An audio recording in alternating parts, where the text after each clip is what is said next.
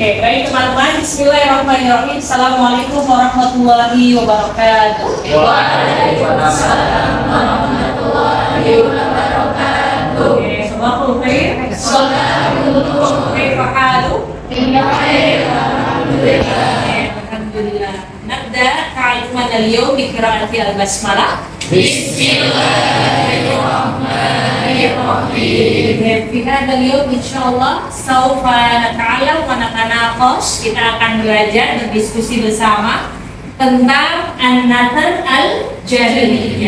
Ada an-nathar al-jahili. Baik.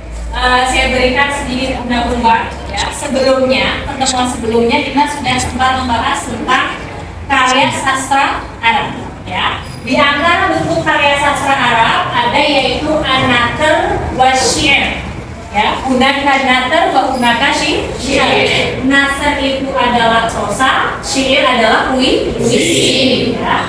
Jadi karya sastra Arab yang sudah berkembang ya dari masa jahiliyah sampai saat ini yaitu hingga modern ya sudah mengalami perkembangan yang sangat bagus. Tetapi dalam pertemuan hari ini kita akan fokus berdiskusi mengenai an-nathar al-jahili ya. Nathar jahili adalah materi prosa pada masa jahiliyah. Baik, selanjutnya saya akan meminta waktunya teman-teman untuk berdiskusi ya. Hadal sudah firqah sudah duduk masing-masing kelompok sudah. Baik, silakan didiskusikan dengan tema ini kurang lebih 2-3 menit. Nanti putusan dari masing-masing kelompok untuk menyampaikan prosa jahiliyah itu apa, gitu ya. Nanti setelah itu baru versi saya jelaskan. Monggo silakan dimulai untuk berdiskusi masing-masing.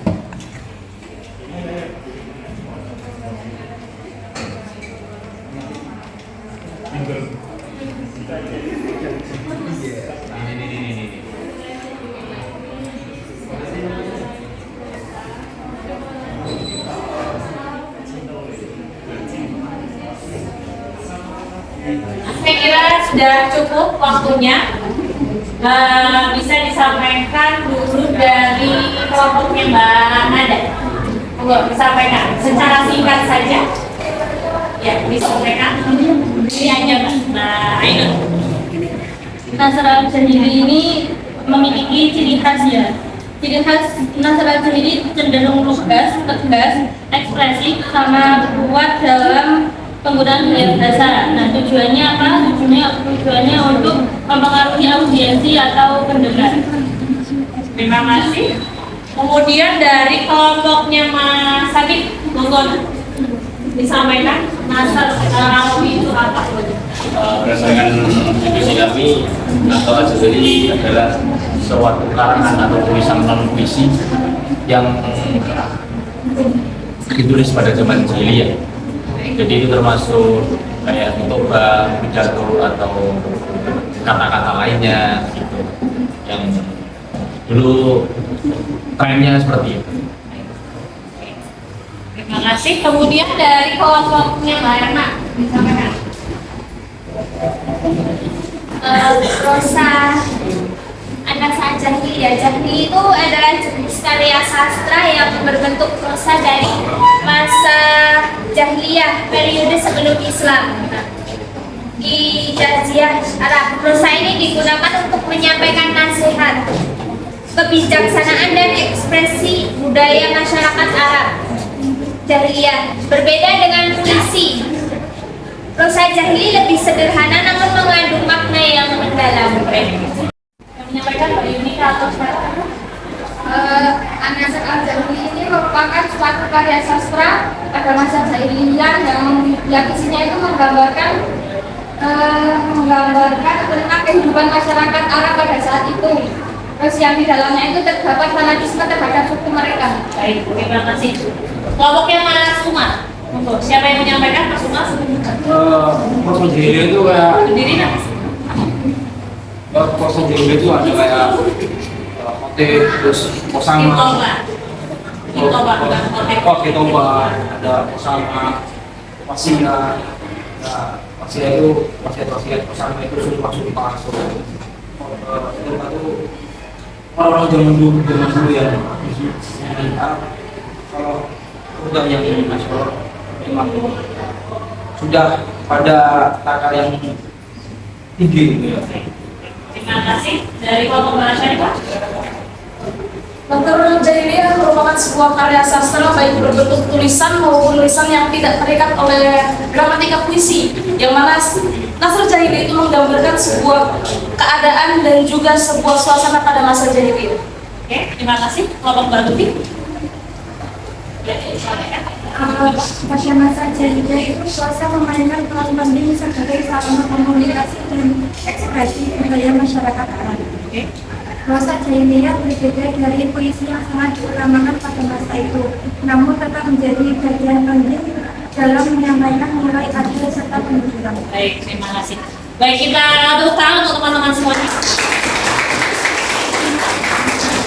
Oke. Perhatikan di sini kita akan membahas ya, tidak lama. Kita perhatikan di sini secara singkat ya. Prosa ya, An-Nathr Al-Jahili bermakna malaysa murtabatun biwaznin wala qafiyah. Kalau secara singkat betul non puisi. Ya, berarti prosa adalah karya non puisi ya. Kalau puisi, dan kan An-Nathr Syiar Al-Jahili sudah jelas ada karakteristiknya. Dia punya sajak berima gitu, tapi kalau prosa dia tidak bersajak ya, lebih bebas, tetapi tetap menggunakan bahasa yang baik dan indah karena ini adalah karya sastra. Maka di sini dipertegas fala yastamilu bi kalamil yaumi.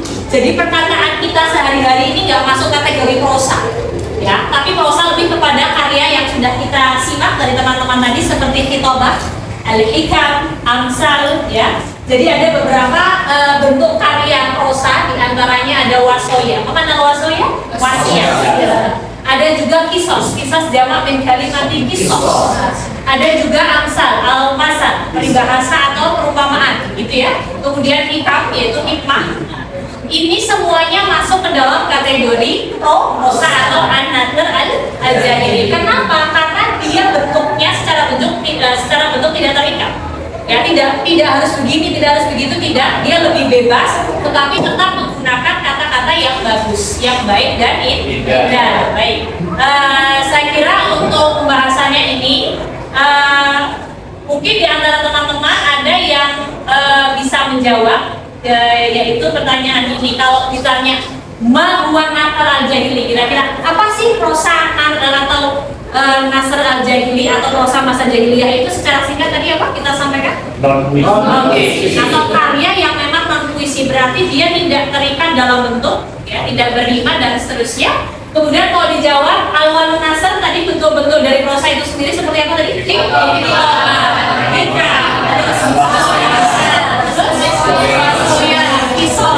Oke, siap. Apa farku bainal khitobah wal wasoya? Ada satu orang yang bisa menjawab secara singkat. Kira-kira apa sih bedanya khitobah dengan wasiat? Siapa yang akan jawab? Baik. Bisa? Ya, Pak. Mas Fendi? Apa? Khitobah adalah apa? Sesuatu yang memang disampaikan di depan khalayak umum. Isinya apa? Bisa seruan sama untuk bertakwa, ya. Kemudian ada pesan-pesan atau sesuatu yang memang mengingatkan kita terhadap urusan dunia ataupun akhirat. Tapi kalau wasiat apa? Pesan apa kira-kira? Pesan khusus atau bisa dibilang pesan terakhir. Itu disampaikan untuk siapa ke siapa? Yang muda tua. Baik, terima kasih. Insya Allah untuk hari ini itu saja. tentang An-Nahr Al-Jahili. Selanjutnya kita akhiri dengan bacaan hamdalah bersama.